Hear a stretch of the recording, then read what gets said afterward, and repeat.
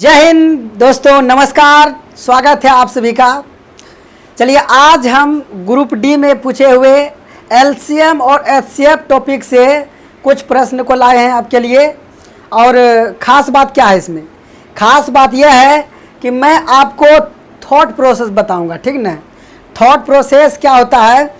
Thought process एक ऐसा method होता है जिसमें हम बिना किसी फॉर्मूले के, बिना किसी ट्रिक के, केवल अपना दिमाग का उपयोग करके मेंटली उत्तर लाते हैं आसानी से, वो भी बहुत ही कम समय में, 2 से 5 सेकंड में, ठीक है ना। तो यदि आप सीखना चाहते हैं और चाहते हैं कि हम जॉब लें, तो आपसे यही एक आग्रह है कि ज़रूर वीडियो को पूरा देखें और सीखें। तो चलिए, बिना देरी किए स्टार्ट करते हैं आज के पहले क्वेश्चन के साथ, ठीक है। चलिए दोस्तों, पहला क्वेश्चन देखिए, बहुत ही इजी है। 63 और 140 का लॉसो क्या है, ठीक है ना। एग्जाम में, ग्रुप डी के एग्जाम में पूछा गया है, ठीक है ना। आप थोड़ा वीडियो को पॉज कीजिए और सोचिए आप कि इसको आप कैसे बनाइएगा, ठीक है ना। और अगर बनाने का तो बनाइए लीजिएगा, लेकिन टाइम कितना लेते हैं इसको करने के लिए थोड़ा कीजिए। चलिए ठीक है, उम्मीद करते हैं ज़रूर किए होंगे, ठीक है ना। आइए, अब आपको आप सभी मेथड से जानते होंगे, आपको जहाँ भी कोचिंग लिए होंगे आपको ज़रूर बताया होगा कि कैसे बनता है, ठीक है ना। तो मेरा वो सिखाने का मकसद नहीं है, ठीक है। अगर मेथड पर भी आएंगे उसके लिए अलग से वीडियो डाला गया, ठीक है ना। देखिए कि थॉट प्रोसेस, हम आपसे वादा किए थे कि थॉट प्रोसेस क्या होता है। बोला 63 और 140 का लॉसो होगा, क्या होगा, ठीक है ना। देखिए थॉट प्रोसेस कमाल, देखिए जो लॉसो होता है, ठीक है ना, जिसका भी हम लॉसो निकालेंगे उसका मान, यानी लॉसो का मान कभी भी उस संख्या से कम नहीं हो सकता है, ठीक है। यदि हमको बोला है कि 63 और 140 का लॉसो ज्ञात करना है, ठीक है ना, तो इसका जो भी लॉसो आएगा हम नहीं निकालते हैं, लेकिन थॉट प्रोसेस यानी कॉन्सेप्ट क्या है कि कभी भी लॉसो से छोटा, मतलब कि कभी भी संख्या से छोटा उसका लॉसो नहीं हो सकता है, ठीक है ना। तो 63 और 140 का जो लॉसो होगा लघुत्तम समापवर्तक, वो कभी भी इन दोनों से छोटा नहीं होगा। देखिए ई ऑप्शन खत्म है, ठीक है ना। तो एक ऑप्शन है, ठीक। देखिए कितना आसान है बनाने में। केवल आपको हम क्या बताएं, एक तर्क दिए, एक आर्ग्यूमेंट दिए आपको, और ये सब हम पढ़ाते हैं, ठीक है ना। ये सब कॉन्सेप्ट जब चैप्टर चालू करते हैं तो ऐसा हम बताते हैं, ये कॉन्सेप्ट होता है। अब जब कॉन्सेप्ट के लेवल पे मजबूत होते हैं तब आपको बनाने का ज़रूरत नहीं पड़ता है। हम बनाए हैं, एक को बनाए हैं। केवल क्या बोले हम आपको, केवल एक कॉन्सेप्ट दिए आपको कि कभी भी यदि हम किसी संख्या का एलसीएम निकालते हैं तो उन संख्याओं का एलसीएम कभी भी उन संख्या से छोटा नहीं हो सकता है, ठीक है ना। बराबर हो सकता है लेकिन छोटा नहीं हो सकता है। 63 और 140 का एलसीएम कभी भी 63 और 140 से छोटा नहीं हो सकता है। तो ये खत्म। एक ऑप्शन 1260 है सही, ठीक है ना। यही बचा तो यही सही होगा, आप चेक भी कर सकते हैं। यदि आप इसको दूसरा कॉन्सेप्ट से करना चाहते हैं, जो कि हमको बताए हैं मल्टीपल कॉन्सेप्ट, ठीक है ना, उसको हम बाहुबली कॉन्सेप्ट भी कहते हैं, ठीक है। देखिए उसका कितना उपयोग है, उससे भी बहुत फास्ट में आएगा उत्तर। चलिए आप समझते हैं कि देखिए 63 और 140 का हमको एलसीएम ज्ञात करना है, ठीक ना। तो एलसीएम क्या होता है? एलसीएम एक ऐसा संख्या होता है जिसमें दी गई सभी संख्या से भाग लगता है। तो 63 और 140 का जो एलसीएम होगा, ठीक ना, कुछ होगा 63 और 140 का एलसीएम जो होगा उसमें 63 से भी पूरा भाग लगेगा और 140 से भी पूरा भाग लगेगा। तो अब यहाँ देखिए कि 63 में क्या है, 63 में 9 है, 9 सती 63। तो 9 का मल्टीपल हम देखेंगे कि ऑप्शन में कौन कौन है, तो वही उत्तर हो जाएगा मेरा, क्योंकि 63 में 9 है। अगर 63 से इसमें भाग लग रहा है तो ऑटोमेटिक है कि 9 से भाग लगेगा, ठीक है ना। मतलब किसी संख्या में अगर 63 से भाग लग रहा है तो उसमें हम नहीं कह सकते हैं कि 9 और 7 से दोनों से भाग लग रहा है, उसमें कह सकते हैं, ठीक है ना। तो 63 से इसमें भाग लग रहा है तो 9 से भी लगेगा। तो 9 का मल्टीपल चेक कीजिए, तो 9 का मल्टीपल 6 2 8 1 9, यो 9 का मल्टीपल है, ई नो का मल्टीपल नहीं है तो अगेन कट जाएगा, ई नो का मल्टीपल है, ई नो का मल्टीपल है, इससे कोई फैसला नहीं हुआ। तीन गो ऑप्शन आ गया। अगर 3 गो ऑप्शन आ गया तो क्या करेंगे, बनाने लगेंगे? नहीं, बिना बनाए आएगा उत्तर। चलिए इससे नहीं हमको उत्तर मिला, इससे देखेंगे 140 से तो पूरा भाग लगेगा। और 140 में देखिए 10 है, ठीक ना, 140 में 10 है, 14 गुना 10 यानी कि 10 का मल्टीपल होगा। जो भी उत्तर होगा वो 10 का मल्टीपल होगा। देखिए यहाँ एक गो दिया है 10 का मल्टीपल, तो फिर से यही सही हो जाएगा, ठीक है ना, एक गो 10 का मल्टीपल है। तो ये है कॉन्सेप्ट का पावर। तो दो बात हम आपको इसमें बताएं। पहला तो यही बताएं कि जो है ना, जिन संख्या का हम एलसीएम निकालते हैं, एलसीएम कभी भी उन संख्या से छोटा नहीं हो सकता है। तो यही एगो बात से देखिए कि 3 गो उत्तर कट गया, एगो उत्तर अपने निकल गया, ठीक। यदि दूसरा क्या बताएं आपको, दूसरा कॉन्सेप्ट मल्टीपल कॉन्सेप्ट। तो यहाँ देखें 63 का 9 का मल्टीपल है, तो आंसर भी 9 का मल्टीपल होगा। तो 9 का मल्टीपल 3 को मिल गया, तो फैसला नहीं हुआ, उत्तर नहीं आया। अब यहाँ से देखें हम 140 14 और 10 का मल्टीपल है, तो 10 का मल्टीपल चेक करना आसान है, क्योंकि 10 में केवल हम एक अंक लास्ट में देखते हैं। अगर किसी संख्या के लास्ट अंक में 0 रहता है तो 10 का मल्टीपल होता है। तो लास्ट अंक देखिए यहाँ 0 है, तो 10 का मल्टीपल है, तो यही हो जाएगा उत्तर। समझ में आया ना क्वेश्चन? आप इसको, इतना आसान क्वेश्चन है, लेकिन यदि आप मेथड से करने लगिएगा तो कितना टाइम लगता है खुद करके देख लीजिए, ठीक है ना। आप इसका गुणनखंड कीजिए, मतलब गुणनखंड विधि से हल कीजिएगा, गुना करके उत्तर लाइएगा। इतना कोई विद्यार्थी होगा कि केवल तुरंत दोनों उसको पता रहेगा बात, तो तुरंत देखेगा उत्तर करके निकल जाएगा। आप जितना देर में ये गो क्वेश्चन कीजिएगा वो 10 गो क्वेश्चन करेगा, ठीक है ना। तो यहाँ जो पहले ज़्यादा क्वेश्चन करेगा वही लेगा जॉब, ठीक है ना दोस्तों। तो ज़रूर सीखिए इसको, एक बार में समझ नहीं आता है तो रिवाइज कर करके देखिए, ठीक ना। चलिए अगला क्वेश्चन देखते हैं, ठीक। चलिए क्वेश्चन नंबर 2, 4 अंकों वाली सबसे बड़ी संख्या को 40 और 52 से विभाजित करने पर प्रत्येक स्थिति में 34 शेष बचता है, तो वह संख्या क्या है, ठीक है ना। क्या है प्रश्न, समझिए कि 4 अंकों वाली संख्या है, तो देख रहे हैं सभी 4 अंक है, इसमें एक नज़र ऑप्शन पे डाल देना है। कभी कभी क्या होता है कि इससे भी मतलब कट जाता है ऑप्शन, तो 4 अंक खोज रहा है तो 4 अंक सब बेम है, आगे पढ़ना होगा, ठीक ना। तो 4 अंकों वाली सबसे बड़ी संख्या को जब 40 से भाग किया जाता है और 52 से भाग किया जाता है तो शेष बचता है, ठीक ना। शेष कितना बच जाता है, शेष बचता है 34, ठीक ना। यही बोल रहा है कि 4 अंक के एक संख्या बताना है जिसमें 40 और 52 से भाग दिया जाता है तो 34 शेष बचता है, ठीक ना। तो संख्या क्या है, ठीक। तो इसका मेथड मतलब जानते हैं तो वीडियो को पॉज करके थोड़ा बनाइए, ठीक ना। इसको हम मेथड से नहीं करेंगे, थॉट प्रोसेस से करेंगे, और वही थॉट प्रोसेस सीखना है आपको। देखिए बहुत इजीली बन जाएगा, ठीक है ना। तो प्रश्न समझ में आ गया ना कि इस संख्याओं में जब हम 40 और 52 से भाग देंगे तो 34 शेष बचेगा, ठीक। आप समझिए यदि इस संख्या से 34 निकाल लिया जाए तो कोई शेष नहीं बचेगा। इसका मतलब क्या कि पूरा भाग लगेगा, समझे ना। प्रश्न में बोला कि जब संख्या में 40 और 52 से भाग दिया जाता है तो 34 शेष बचता है, ठीक है ना। तो जब संख्या से हम 34 को घटा देंगे तो कोई शेष नहीं बचेगा, यानी कि उस संख्याओं में 40 से और 52 से पूरा भाग लगेगा, ठीक है। चलिए तो अब क्या करना है कि जब यही चारों में से कोनो उत्तर होना है, ठीक ना, उससे हम जब 34 घटाएंगे तो 40 से भाग लगना चाहिए। और 40 से भाग लगने का क्या मतलब है, 40 से भाग लगने का मतलब है कि उस संख्याओं में 4 और 10 दोनों से भाग लगना चाहिए। तो हम 10 को पकड़ते हैं, ठीक है ना।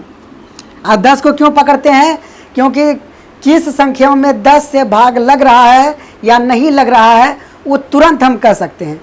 कैसे कह सकते हैं, केवल इकाई अंक को देखकर। और इकाई अंक पे हम क्या देखेंगे, इकाई अंक पे देखेंगे 0। किसी भी संख्या के इकाई अंक पे यदि 0 हो जाता है तो उस संख्या में 10 से पूरा पूरा भाग लगता है, ठीक है ना। इसमें किसी को कोई डाउट नहीं होना चाहिए। अब जब हम संख्या से 34 घटाएंगे तो 40 से भाग लगना चाहिए। 40 से भाग लगने का मतलब 4 और 10 से लगना चाहिए भाग। तो 10 से किस में लगेगा भाग जब 34 घटाएंगे तो 34 जब इसमें से घटाएंगे, ठीक ना, तो इकाई अंक इसका 0 हो जाएगा, ठीक ना। 4 में 4 घटेगा तो 0 होगा। हमको केवल इकाई अंक से मतलब है, बाद में क्या होता है उससे तो कोई मतलब ही नहीं। इकाई अंक 0 होता है तो 10 से लगेगा भाग, ठीक है ना। इसमें जब हम 34 घटाएंगे, 34 नहीं घटा कर केवल एक 4 अंक 4 लेते हैं, ठीक ना, इकाई अंक। तो 6 में 4 घटाएंगे 2 आएगा इसका इकाई अंक। तो इसमें 10 से नहीं लगेगा भाग, तो 40 से लगने का भाग लगने का कोई सवाल ही नहीं है, तो ऑप्शन कट गया, ठीक है। इसमें जब हम 4 घटाएंगे तो इसका इकाई अंक 0 होगा, तो ये दोनों हो सकता है। इसमें 0 जब घटाएंगे तो 6 होगा, 4 घटाएंगे इसमें तो 6 होगा इकाई अंक। तो ये दोनों ऑप्शन बी और डी तो नहीं हो सकता है, ए और सी में होगा, ठीक है ना। 4 से देखिए इसमें भी लग जाएगा पूरा भाग, इसमें भी लग जाएगा, ठीक ना। 40 का चेक कर रहे हैं तो 10 से तो लगा भाग, 4 से भी लगना चाहिए भाग। तो इसमें भी 4 से लग रहा है पूरा पूरा भाग, इसमें भी लग रहा है पूरा पूरा भाग, तो नहीं हुआ फायदा, ठीक ना। एक बार चेक कर लीजिए लगता है कि नहीं भाग। 34 घटाने पर लगना चाहिए इसमें पूरा पूरा भाग 4 से, ठीक ना। 34 इसमें जब घटाएंगे, ठीक। ऑप्शन ए को वेरीफाई करते हैं, ठीक है ना। 2 एक ऑप्शन बचा, इसको हम वेरीफाई कर लेंगे जल्दीबाजी में, ठीक है ना। कि 99 14 में जब हम 34 घटाएंगे तो 4 से लगना चाहिए भाग 0। 11 में 3 घटा था 8 और इधर 8 9। इसमें देखिए 4 से लगता है भाग, यस। 4 दूनी 8, 4 चौक 16, 7 चौक 28, इसमें 4 से लगता है भाग, ठीक ना। तो ये और बी देख लेते हैं।